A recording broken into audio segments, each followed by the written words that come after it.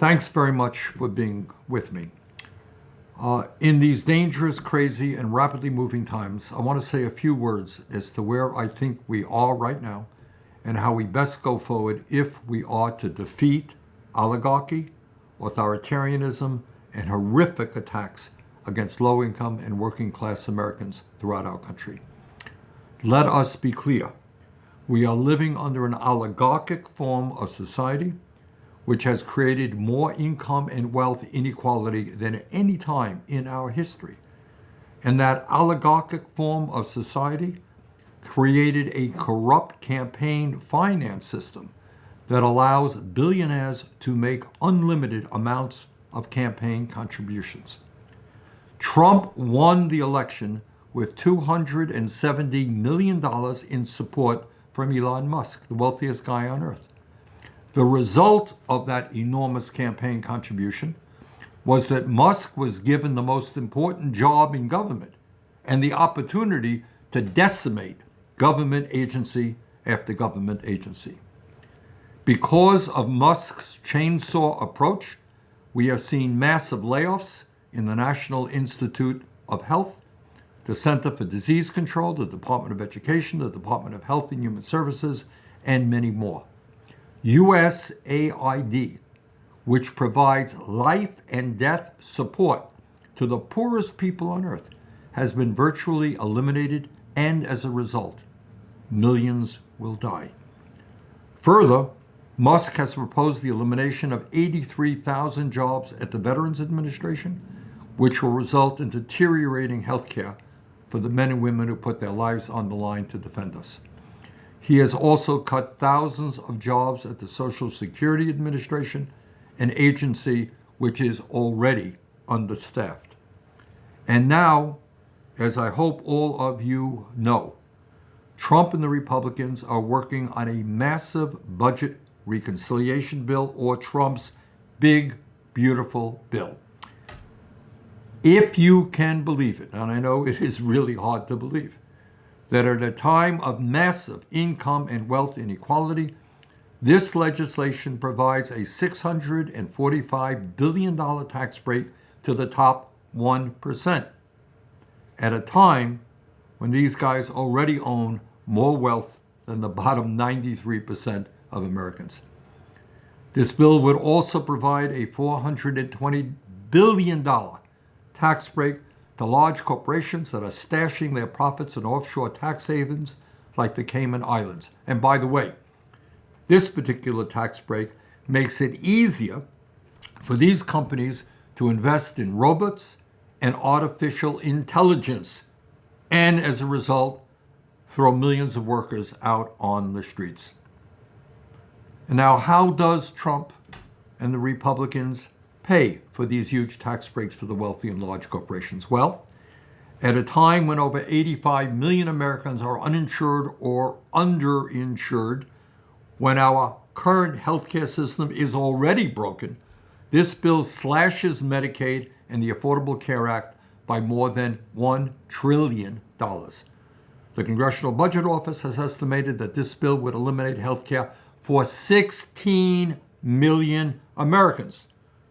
And a recent study from Yale University and the University of Pennsylvania concludes that when you throw 16 million low-income and working-class people off of the health care they have, it will result in 50,000 unnecessary deaths every single year.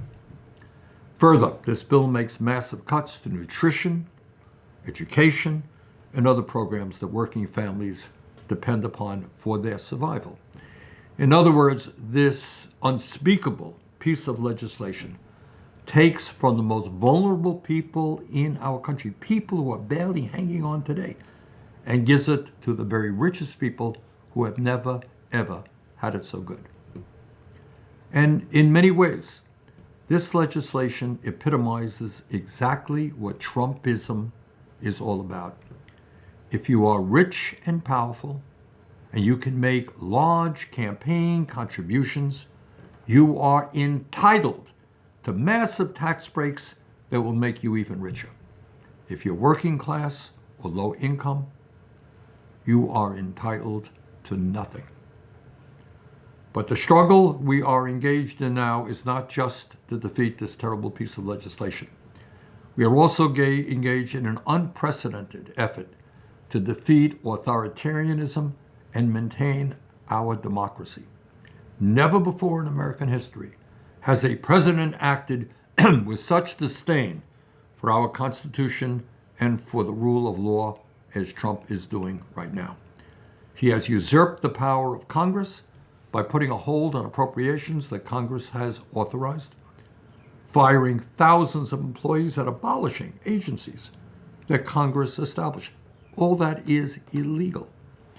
He and his supporters have usurped the power of the judiciary by threatening to impeach judges who rule against Trump's policies. He has sued media and extorted them for large settlements, including ABC, Meta, and the Des Moines Register. He is now in negotiations with CBS and its parent company, Paramount, which he sued for $20 billion. Why? Oh, he didn't like an interview they did with Kamala Harris. His administration is attempting to zero out funding for PBS and NPR because they provide a more objective source of news than he is comfortable with. He has called CNN and MSNBC illegal. This is clearly a man who cannot tolerate criticism of him or what he does, which is exactly what authoritarianism is all about. He has extorted money from law firms who represented clients he didn't like, and he's going after universities whose courses he disagrees with. What he is saying, rather bluntly, if you stand up to Donald Trump, he will punish you. And that is not the America that so many brave Americans fought and died to defend. And now we have the situation unfolding in Los Angeles. So let me be clear. Trump's deployment of the National Guard and Marines in California is not about the protests. It is not about ICE. And it's really not about immigration. It's just another example of Trump using extremely dubious legal authority to expand his never-ending quest for more power and his effort to move this country toward authoritarianism. Trump's argument for his deployment of the troops is nothing less than absurd and laughable.